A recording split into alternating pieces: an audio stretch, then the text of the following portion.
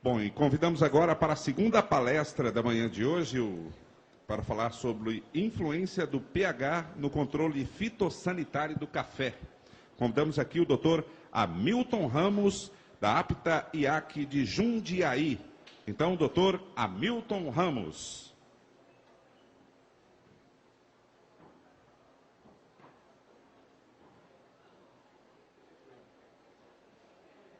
Bom dia a todos. Inicialmente, gostaria de agradecer a coordenação por nós estarmos podendo aqui falar um pouco do trabalho que nós fazemos no IAC com essa área de desenvolvimento de produtos e tecnologia de aplicação. Eu sou pesquisador do IAC, engenheiro agrônomo, formado pela Unesp de Jaboticabal há 28 anos. E há um pouco mais de 28 anos, desde a faculdade, trabalho com tecnologia de aplicação. Tá? Trabalhei 10 anos na iniciativa privada, antes de vir para o IAC. E é o que eu gosto de fazer. Então, fazer uma palestra como essa, trabalhar com pulverização, é o que eu gosto. Eu falo que eu sou um pesquisador de sorte, porque eu não tenho que trabalhar, né? Porque quem faz o que gosta não precisa trabalhar, está se divertindo. E o que eu tenho 50 minutos para fazer com vocês é trocar uma ideia um pouco dessa área de adjuvantes. E até queria pedir para vocês para mudar um pouco o tema da minha palestra. E não falar só de influência do pH no controle do fitossanitário, mas falar a influência dos adjuvantes no controle fitossanitário. Que pH é um dos fatores que a gente vai tentar discutir quando a gente pensa qualidade de pulverização. Então, eu há 1 ano e meio fico contente de ver os colegas do IAC aqui, porque o IAC na área de café é bastante conhecido pelas suas variedades. Mas o IAC no café não é só variedade. Nós temos uma série de trabalhos, essa área de tecnologia de aplicação é uma delas, né? Então, vamos entender um pouco, quando a gente coloca qualquer adjuvante na cauda, né, o que nós esperamos desse adjuvante? Quando nós pensamos essa área de uma forma geral, e um redutor de pH nada mais é do que um adjuvante, nós temos N efeitos possíveis, que a gente precisa entender qual é o mais importante para aquilo que nós queremos. Então, existem alguns aditivos da pulverização, que são alguns produtos que já podem ser incorporados à formulação do defensivo. Quando a gente compra qualquer produto, eu não compro só o ativo, eu compro uma formulação do ativo, que nada mais é do que uma quantidade de ativo misturada com alguns outros produtos que vão potencializar a sua eficácia. Então, eu tenho os adjuvantes que potencializam essa eficácia. Posso ter, na própria formulação do produto, alguns anti-espumantes para evitar produção de espuma. Posso ter dispersantes que vão fazer com que partículas sólidas, produto pó molhável, por exemplo, se eu não tiver um dispersante na formulação, ele forma um bloco só e vai para o fundo do tanque. Então, eu tenho que ter um dispersante na formulação para fazer com que esses pós se dispersem melhor dentro do tanque, se espalhem melhor dentro do tanque. Quando eu trabalho o mesmo conceito com produtos oleosos, isso são os emulsificantes. Eles quebram aquele óleo em pequenas partículas e distribuem esse óleo dentro do tanque. Ou eu posso ter os tamponantes, que estabilizam o pH da água dentro de uma faixa desejada. Mesmo quando a gente trabalha com adjuvantes, eu preciso entender o que eu quero. Qual o efeito do adjuvante que eu quero? Eu quero um efeito espalhante, ou seja, eu quero que ele espalhe melhor sobre o alvo depois que ele chegou lá. Eu quero um efeito adhesionante, ou seja, eu quero que ele tenha uma melhor aderência sobre a folha para ter uma maior resistência a vento, uma maior resistência à chuva, por exemplo. Ou eu quero um efeito antievaporante. Estou trabalhando numa região onde, via de regra, as temperaturas são mais elevadas. Eu sei que eu tenho uma cauda líquida e que pode se evaporar no caminho entre a ponta, ou entre o pulverizador e o alvo.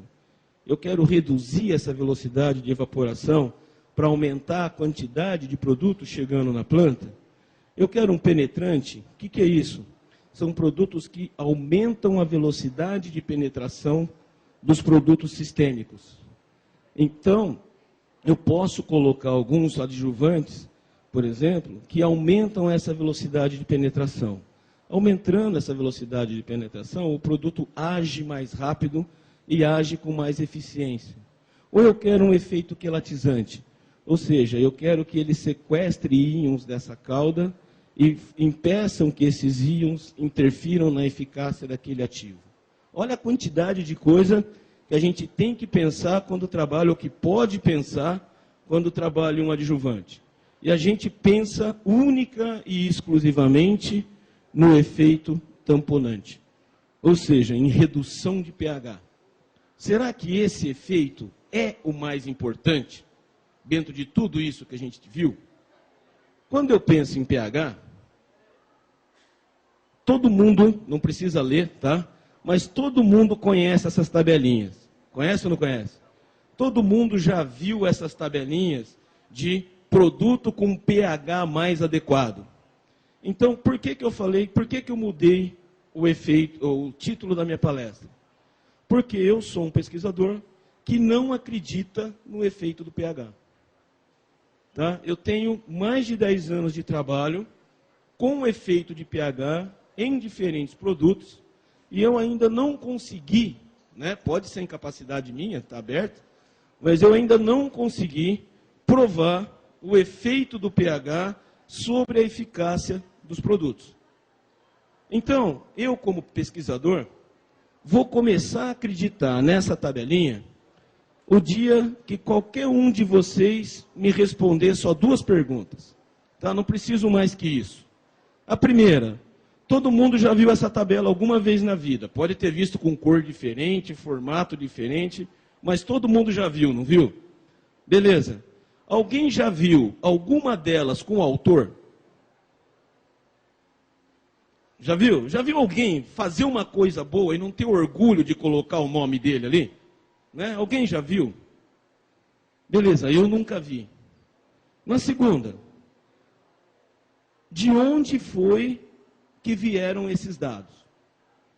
Porque colocar aqui para mim, ó, Universidade de Massachusetts, Estação Experimental da Carolina do Norte e Governo da Paraíba, é a mesma coisa. Né? Não é revisão isso, eu não sei aonde eu vou buscar esses dados. Então, eu não sei de onde vieram e não sei quem escreveu, por que eu tenho que acreditar?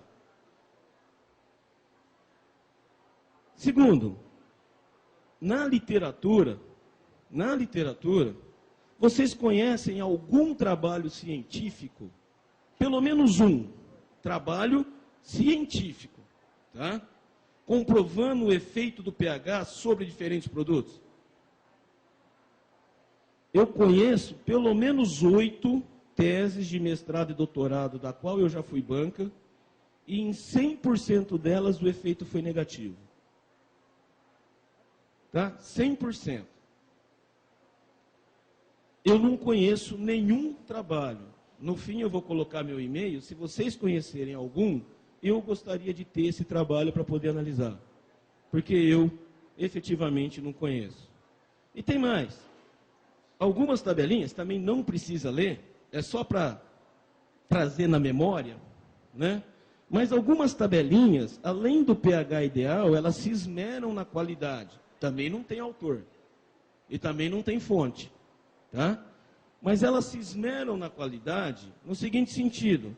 Elas trazem também o que acontece com a degradação do produto se você não estiver trabalhando no pH ideal. Vocês já viram isso, não viram? Beleza. Essas tabelinhas, do jeito que estão, são um dos maiores comprovantes da minha teoria. Né? Quer ver por quê? Tem um produto que ele saiu há pouco tempo do mercado, era um fungicida, saiu há pouco tempo do mercado por problemas toxicológicos, de toxicidade crônica, tá? E não por problemas de controle. que é o Benomil. Vocês conheceram o famoso Benlate? Né?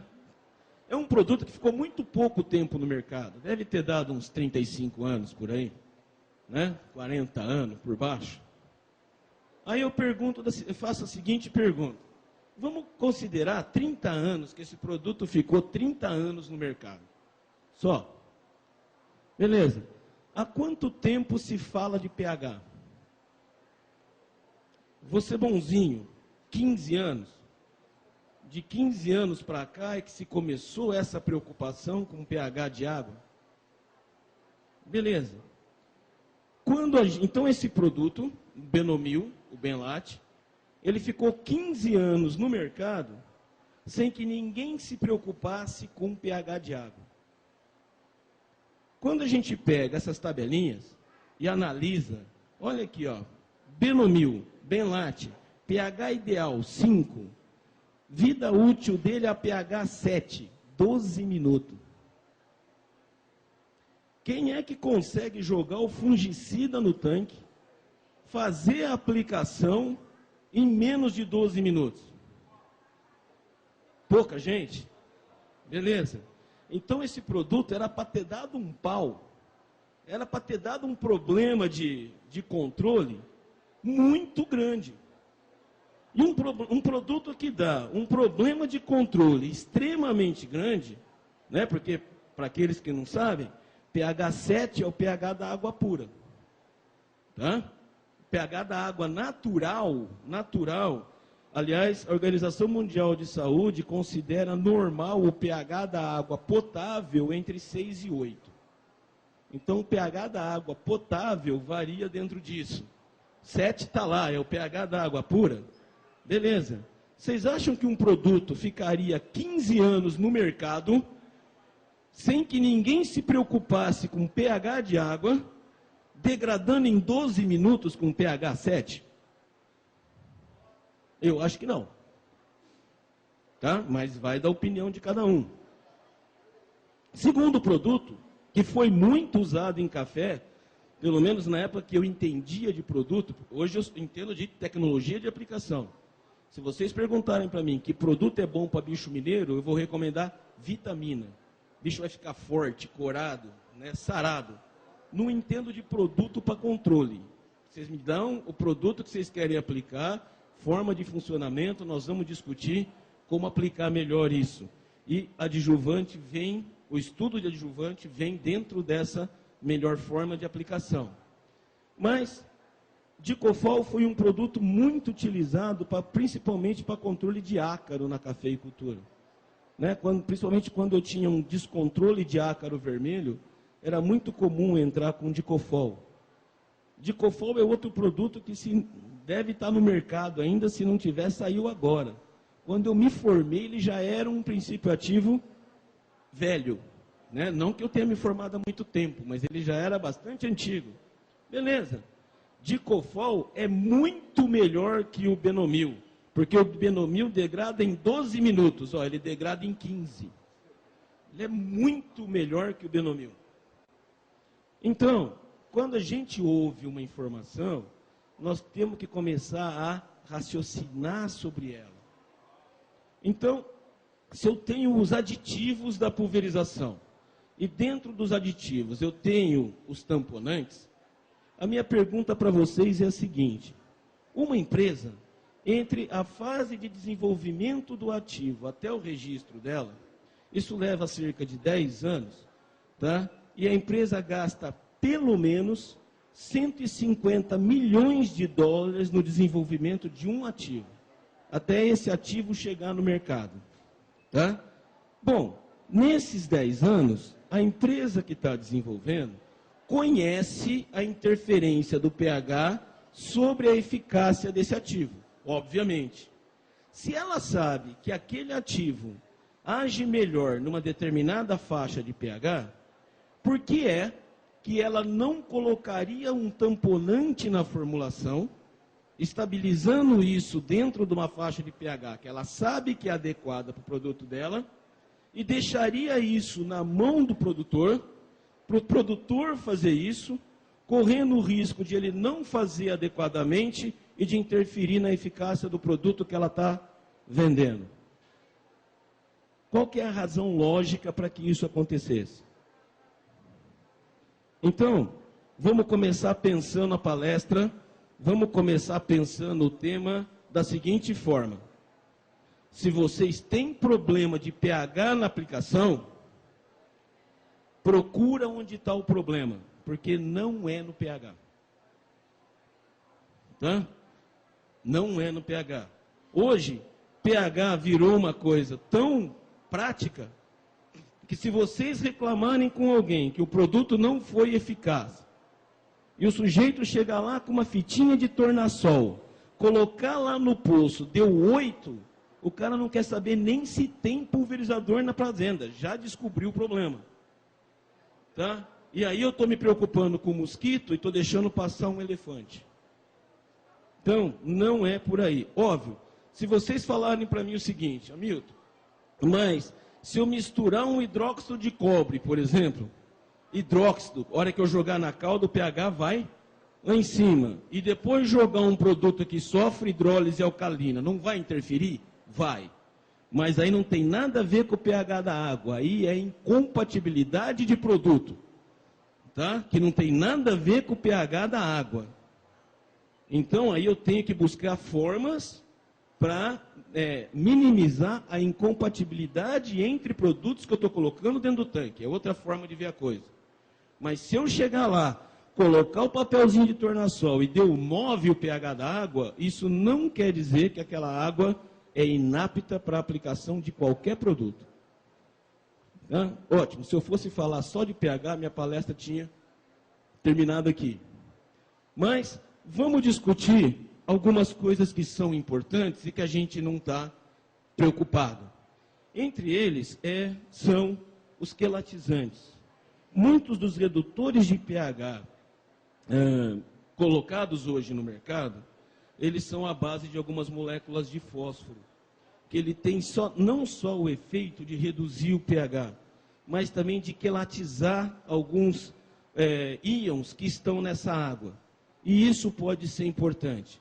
Uma das formas que o quelatizante pode ser importante são em propriedades onde a gente tem a água dura.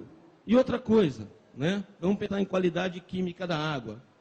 Se eu pegar uma água relativamente escura e uma água relativamente clara, não quer dizer em momento nenhum que essa água é pior que essa. Tá? Existem algumas mitologias ainda, não vem ao caso a gente discutir em função do tempo, mas existem algumas mitologias que a gente tem que tirar. O que eu tenho que fazer é a análise química dessas águas. E analisar o que está acontecendo quimicamente, porque eu posso ter uma água dura. O que é uma água dura? É uma água com alta concentração de cálcio e magnésio. Beleza. Se eu mandar fazer a análise química dessa água, e eu tiver, vamos ser muito práticos, acima de 150 de dureza, eu preciso começar a me preocupar com essa água. Independente do pH dela. Eu preciso começar a me preocupar com essa água. Por quê? Porque quando eu coloco esse produto na água dura, aquele cálcio e magnésio que estão ali, eles vão interferir no equilíbrio de cargas daquela água que está ali dentro. A água, ela tem uma força de atração que mantém as moléculas de água unidas. Por isso que eu formo uma gota, a gota é redonda, tá? Por causa dessa força. Quanto mais eu interfiro nessas forças, eu aumento ou eu diminuo essa força de atração. Isso é importante para a aplicação, apesar da gente não ver. Porque como eu falei para vocês, as formulações elas têm tensoativos, que são os emulsificantes, que espalham melhor os produtos óleo, e os dispersantes, que espalham melhor os produtos pó. Esses tensoativos, eles agem nesse equilíbrio de carga. Se eu tenho equilíbrio de carga alterado, o tensoativo não age direito. Se o tensoativo não age direito, o produto não distribui adequadamente dentro do tanque. Se o produto não distribui adequadamente dentro do tanque, eu não distribuo a mesma quantidade de produto ao longo do hectare. eu interfiro na eficácia do produto que eu estou aplicando. Pode piorar se esse tensoativo ele for sal de sódio e potássio, ele for aniônico. Por quê? Porque aí o sódio e potássio, eles reagem com o cálcio e magnésio. Aí não só interfere na eficácia, ele tira o tensoativo do sistema. Ele forma precipitado, ele forma floco. Aí não é que ele está prejudicado, ele não tem o tensoativo no sistema. Eu tenho essa dispersão extremamente prejudicada dentro do tanque. E aí eu vou interferir na qualidade da aplicação. Também, eu preciso entender essas algumas características. Porque se eu tiver uma água mais escura, com uma dureza total de 73, e uma água de poço com uma água de 16, para quem não entende, vai chegar para vocês, nossa, olha como eu melhorei a dureza da água. Não, se eu sei que com 150, até 150 eu não tenho problema. Eu estou com uma água de 70 e uma água de 15, vai ter diferença? Não. As duas têm a mesma qualidade na hora de eu fazer a aplicação do produto que eu estou trabalhando. Muito bom. Também é importante analisar as quantidades dos produtos individualmente.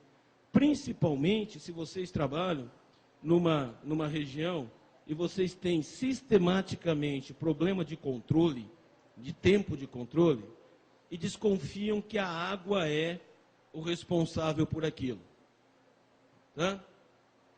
É extremamente fazer uma análise da água e não adianta, vocês não vão encontrar em lugar nenhum, em trabalho nenhum, alguma coisa do tipo assim, olha, manganês, eu tenho 1,16 miligrama por litro.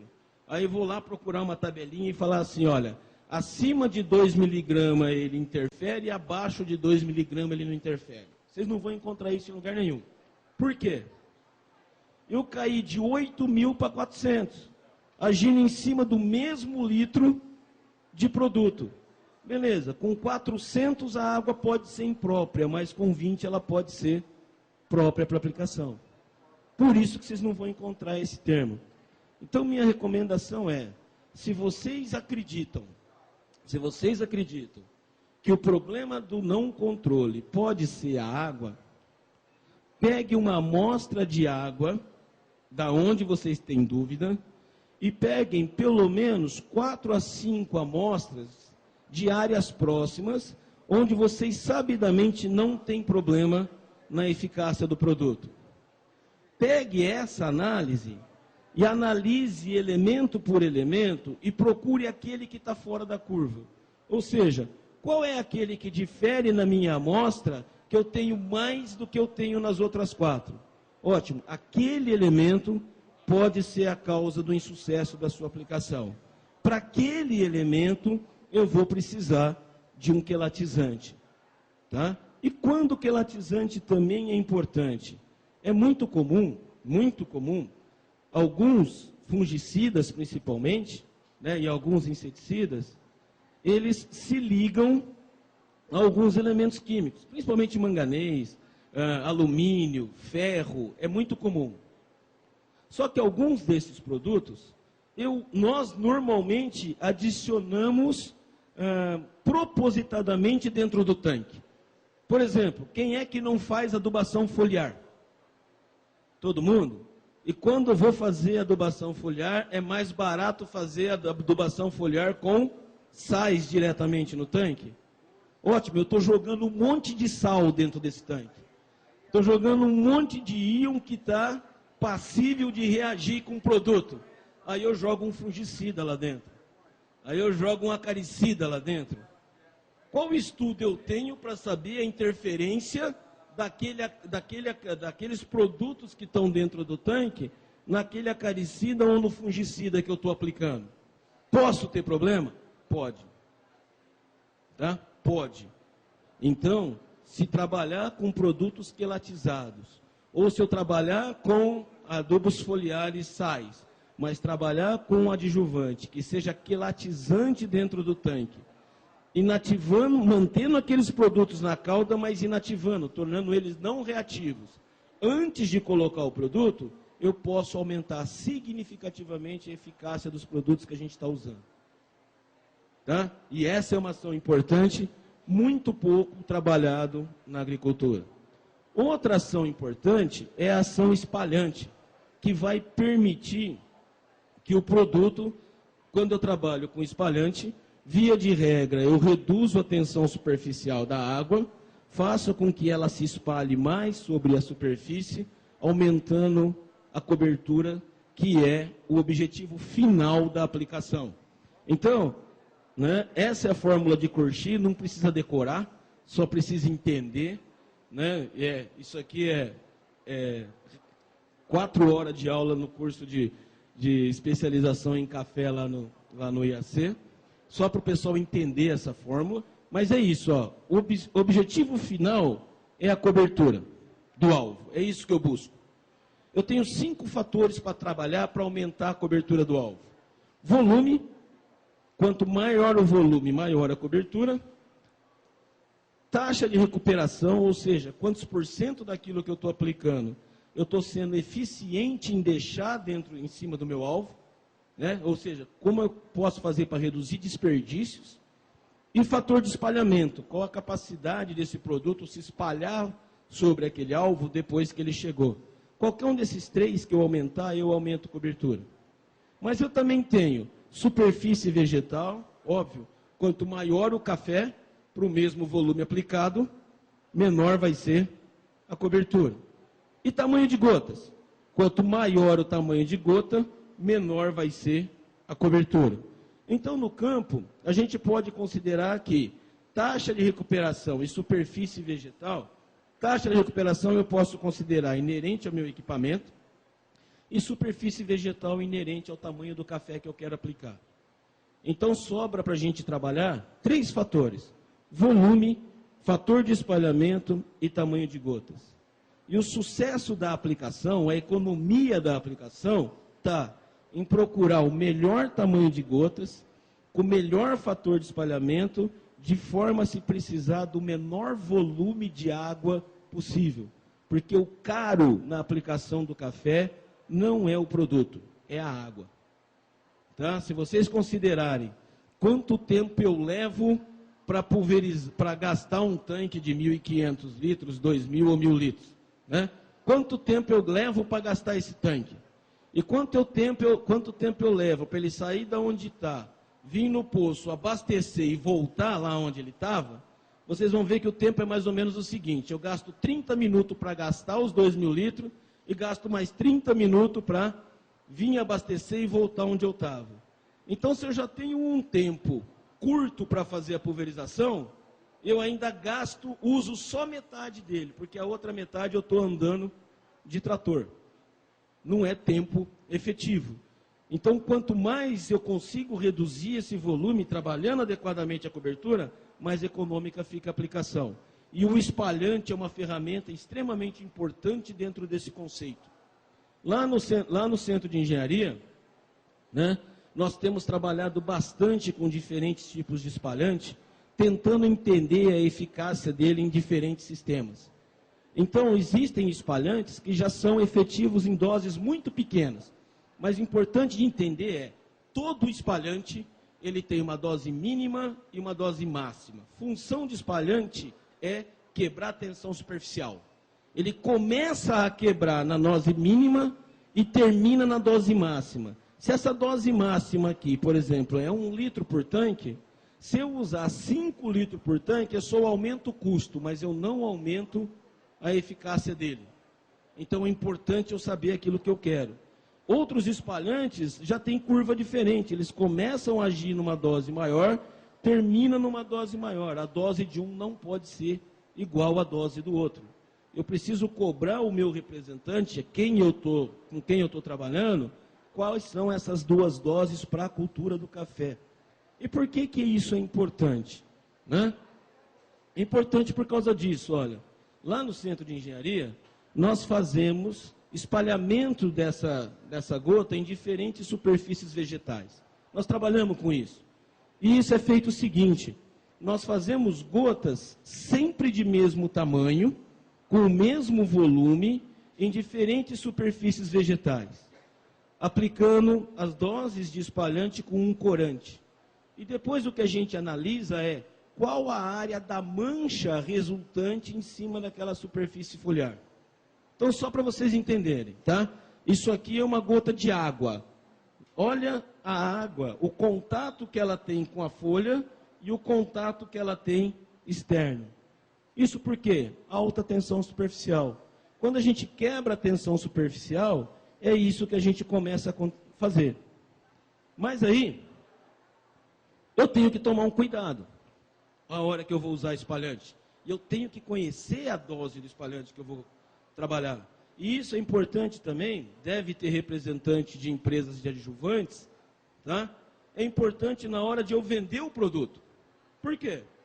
Hoje, né, deve ter estudante de agronomia, deve ter pessoal da área de desenvolvimento de produtos, né? Se eu vou fazer um campo demonstrativo, eu quero mostrar para o produtor que o produto é bom. Como que a gente aprende na escola? É fácil. Você chega no... O importante é você usar o equipamento nas condições que o produtor está usando. Correto ou não? Eu só posso variar uma coisa. Se eu só posso variar uma coisa, eu vou chegar lá, vou montar meu campo de que forma?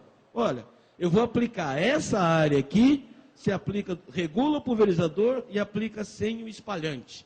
Nessa área do lado, coloca o espalhante e aplica com o espalhante, a gente vai analisar o resultado depois.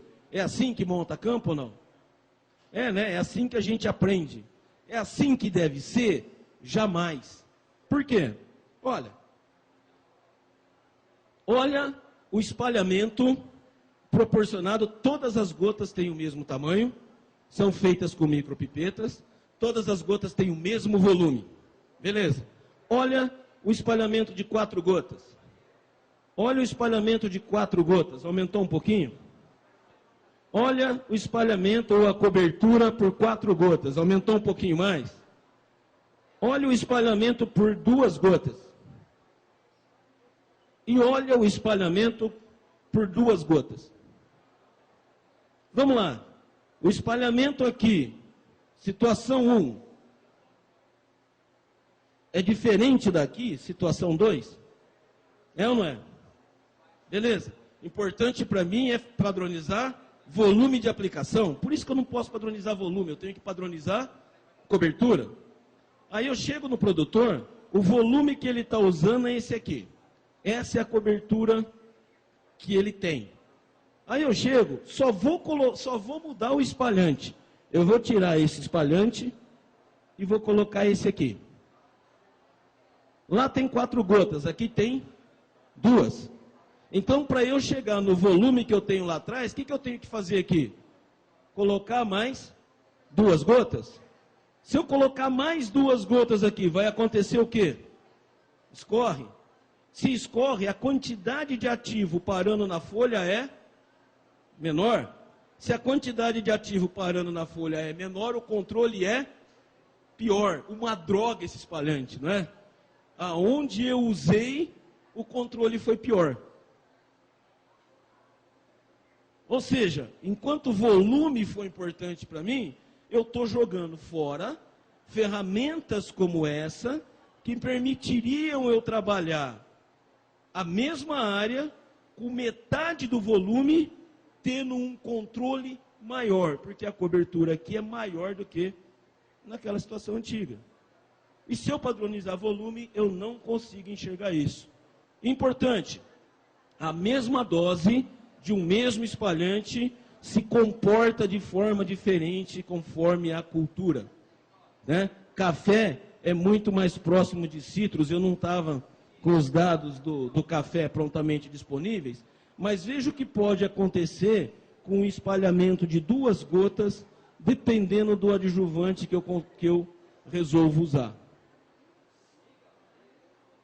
Tá? Os volumes de aplicação são exatamente o mesmo, mas o resultado biológico, o resultado de cobertura dessas aplicações são totalmente diferentes. Então, quando eu resolvo usar um espalhante, é isso que a gente tem que analisar. E cuidado, né? Alguns espalhantes, aquele que eu mostrei, se você considerar em relação à água pura, você pode ter uma área até 7 vezes maior. Cuidado com o escorrimento quando se trabalha o espalhante. Tem alguns trabalhos desde a década de 80, principalmente com a cultura de citros, dizendo que espalhante não funciona com a cultura de citros, né? Beleza, dentro dos volumes que se usa em citros, concordo que não vai funcionar, porque só falta mergulhar a laranja dentro de uma caixa d'água, né, com os volumes que se usam. Café é diferente. Café nós temos muito espaço para trabalhar a tecnologia dentro do café. E outra coisa, muito comum a gente avaliar, para quem é estudante, para quem é de empresa, que vai fazer algum trabalho analisando o efeito de espalhantes, muito comum a gente trabalhar como amostrador em ensaios, papel hidrossensível. Não use papel hidrossensível em ensaios com espalhantes. Tá? Por quê? Porque esse espalhamento é função da natureza do espalhante com a natureza da folha, quantidade de cera, tipo de cera que está ali. Por isso que os espalhamentos são diferentes. Papel hidrossensível tem cera? Não. Então o espalhante não age. Quando eu for trabalhar, fazer ensaios, fazer campos demonstrativos com espalhante, eu tenho que analisar, colocar um corante e analisar diretamente na estrutura que eu quero. E olha, espalhamento em grão é diferente de espalhamento em flor, que é diferente de espalhamento em folha. Tá? Então, dependendo do alvo, para a mesma cobertura, as doses podem ser diferentes. Muito comum hoje, na agricultura como um todo, né, tá entrando soja, café, milho, o que vocês imaginarem, está entrando uso de óleos, né, espalhantes oleosos, como se fosse a salvação da agricultura. Só que também aqui a gente precisa começar a entender que efeito eu quero do óleo. Óleo, ele tem 3 efeitos principais. Ele tem efeito espalhante, ou seja, esse que a gente acabou de ver, de quebrar a tensão superficial e espalhar sobre a folha. Ele tem efeito adhesionante, como ele tem uma afinidade maior com aquela camada de cera da folha, a adesividade, a fixação da gota é maior, e ele tem um excelente efeito penetrante. Ou seja, como a primeira fase da absorção na folha é a passagem da cutícula, é a passagem da camada mais externa da folha, e essa passagem se dá, via de regra, por diferença de concentração, como a concentração dentro da folha é menor que a concentração na parte externa, o produto passa. E essa movimentação se dá preferencialmente no meio líquido, e o óleo permanece líquido por mais tempo, ele favorece a penetração dos produtos na folha. Então ele é penetrante, ele é adhesionante e ele pode ser espalhante. Para vocês terem uma ideia da diferença, né? Esse aqui foi um trabalho feito em Botucatu, orientado pelo Raitano, do qual eu fui banca, onde a menina testou a tensão superficial de diferentes óleos existentes no mercado. Então vamos pensar que importante para mim no óleo é o efeito espalhante. Tá? Eu quero que ele espalhe bem. Beleza. Olha, independente de marca, que não é o caso, tá? Não quero fazer nada. Mas se eu usar esse óleo, a tensão da água pura é 72. Esse aqui me dá 69, esse aqui me dá 26. O efeito de um é igual ao outro? Não. Quanto mais eu quebro a tensão superficial, mais ele espalha. Então, se é importante para mim o efeito espalhante, o vendedor de produto tem que saber dizer para mim, nas diferentes doses daquele produto, qual a tensão superficial que ele me proporciona. Porque eu posso fazer a ligação disso com o espalhamento e saber se isso está adequado ou não. Mesma coisa acontece com óleos vegetais, tá vendo? Ó? Um dá 50, o outro dá 27. É a mesma coisa usar os dois? Em efeito espalhante, não. Efeito adhesionante, efeito penetrante, se esses são os principais, pode ser exatamente a mesma coisa. Mas se para mim o importante é efeito espalhante, não. E outra coisa, né? A gente, hoje, principalmente com a internet, é bombardeado por uma quantidade de informações muito grande. Muitas vezes a gente tem que parar para pensar em alguma delas. E às vezes a gente, quando não para, cria no campo essa mitologia agrícola. Que eu falo, a gente ouve tanto falar que acaba virando verdade e a gente acredita, né? Óleo é um dos principais fatores disso. Primeiro, dizem que usa óleo porque o óleo é um excelente antievaporante. Mentira. Óleo não reduz a evaporação da água. A água evapora exatamente na mesma velocidade. Tá? Exatamente na mesma velocidade. Então, se teu efeito é antievaporante, o teu adjuvante não é óleo. Procure um antievaporante. Segundo, dizem que o óleo aumenta o peso da gota, isso faz com que ela chegue mais rápido lá no café e por isso diminui a perda. Olha que informação joia. Tem que pegar um prêmio Nobel de Química, né, e dar para o cara que falou isso. Por quê? O sujeito conseguiu descobrir o óleo mais pesado que a água. Olha que puta descoberta que o cara fez. Né? Na época que eu era gurizinho, que a gente ia na escola, quando eu misturava óleo na água, o óleo ficava por cima, né? Hoje mudou. Porque se o cara coloca óleo e água e fica mais pesado, é porque o óleo é mais pesado, não é? Olha que afirmação linda, né? E você vai no campo, é o que você ouve à torta e à direito. Então esquece, tá? Esquece mitologia. O produtor tem que saber o que quer. E quem vende o produto tem que saber o que está oferecendo, para saber em que área vai poder ajudar o produtor. Existem os antievaporantes. Antievaporante pode ser um produto interessante. E é interessante para quem tem esses produtos saber se ele é antievaporante. Lá no laboratório do Centro de Engenharia, nós desenvolvemos um processo simples para analisar efeito antievaporante de alguns produtos, que é o quê? Nós usamos um suporte bastante simples, um alfinete amolado, e deixamos a gota pendurada em cima disso aqui, dentro de uma balança que me mede até 5 casas depois da vírgula, num ambiente climatizado, ou seja, temperatura e umidade relativa uniforme. E avaliamos o peso dessa gotinha aqui, ó, a intervalos de 5 minutos até 30. Ou seja, quanto melhor o efeito antievaporante, menos ela vai perder massa. E a gente analisa, então, os produtos dessa forma. E o que a gente tem é isso aqui, olha. Eu tenho alguns produtos antievaporantes, tenho aqui a água, e a gente consegue analisar em percentual quantos por cento mais essa água dura num determinado tempo, e a gente consegue analisar efeito antievaporante disso. Bom, antes de colocar qualquer adjuvante na água, eu preciso analisar o seguinte: ele é uma mistura de produto quanto qualquer outro, tá? Como qualquer outro. Então eu preciso analisar se dentro da minha mistura, aquele adjuvante ele vai ter um efeito aditivo, um efeito sinérgico ou um efeito antagônico. O que é o efeito aditivo?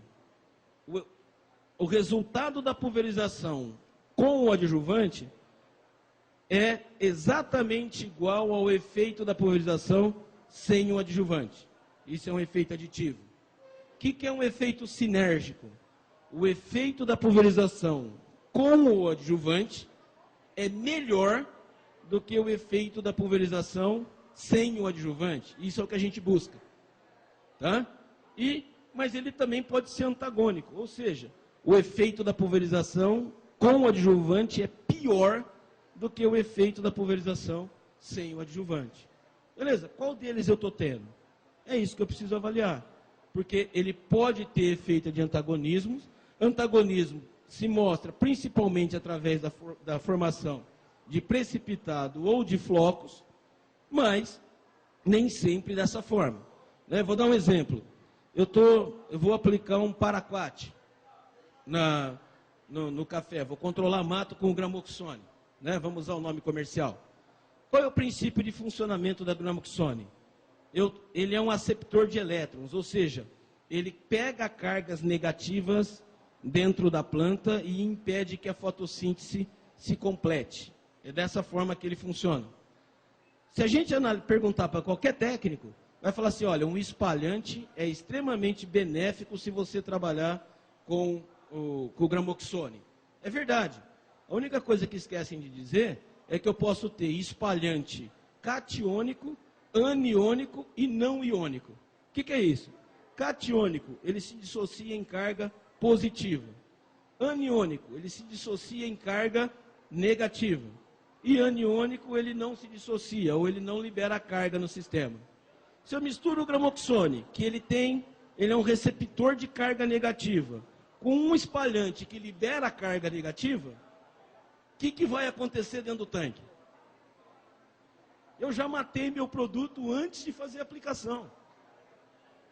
Antes de fazer a aplicação, simplesmente porque a informação importante que eu tinha é importante usar espalhante, mas nunca ninguém me disse que tipo de espalhante a gente tem que usar ali. Bom, dentro do IAC, já há alguns anos, nós temos um trabalho bastante forte, trabalhando qualidade desses adjuvantes. Por que esse trabalho se tornou importante?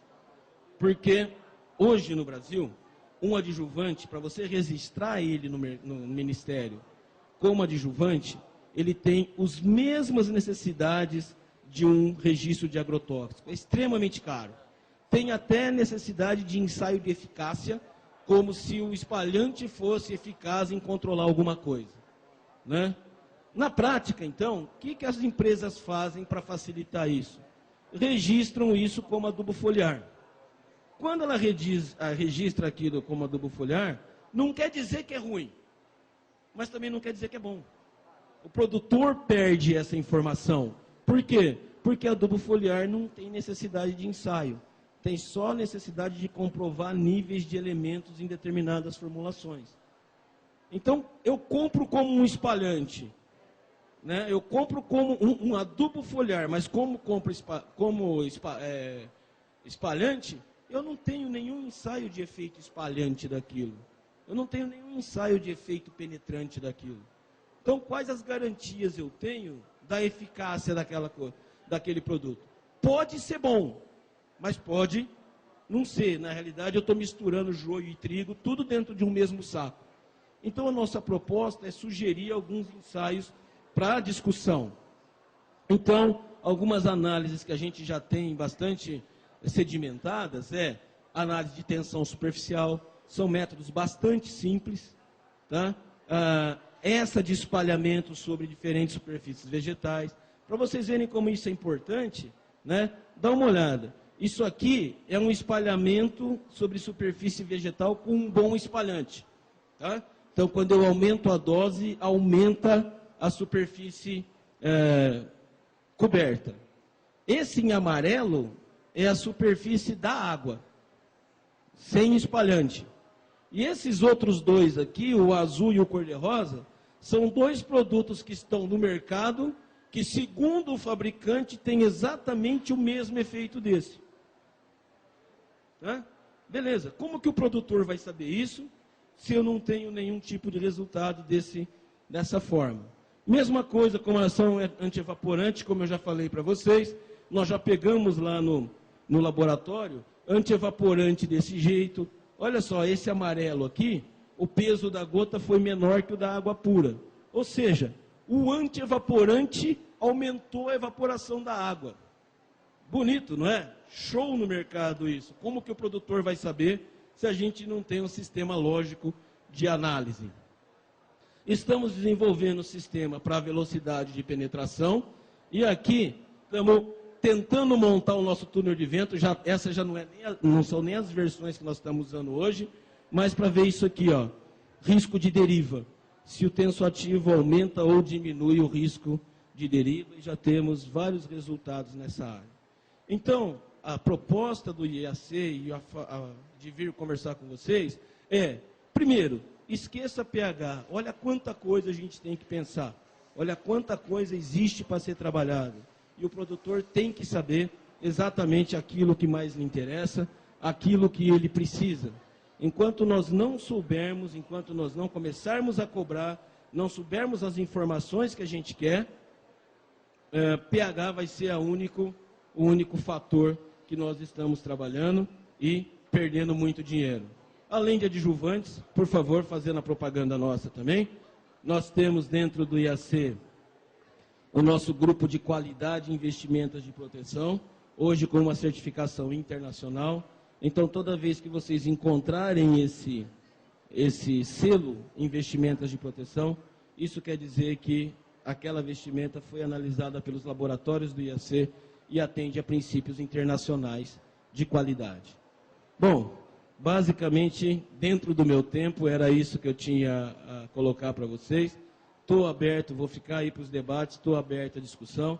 Espero que a palestra tenha sido aí do proveito de todos e tenha atendido as expectativas. Muito obrigado pela atenção de vocês.